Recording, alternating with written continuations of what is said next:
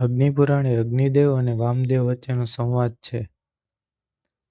અગ્નિપુરાણની વિશેષતાઓ: આ પુરાણમાં આધ્યાત્મિક જ્ઞાન સાથે વેદો, શાસ્ત્રો, વિજ્ઞાનના ઘણા વિષયોનું વર્ણન છે. તેમાં ધર્મ, અર્થ, કામ અને મોક્ષ ચારેય પુરુષાર્થનું સુંદર નિર્માણ છે.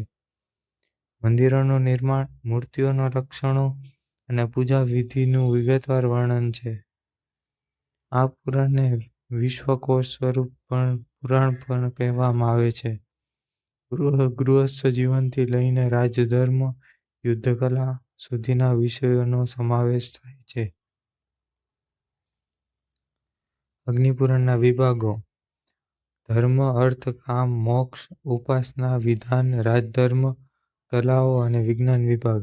આટલા વિભાગ અગ્નિપુરાણના છે. અગ્નિપુરાણ એ જ્ઞાનનો વિશાળ ખજાનો છે. જીવનના દરેક ક્ષેત્રમાં માર્ગદર્શન આપે છે.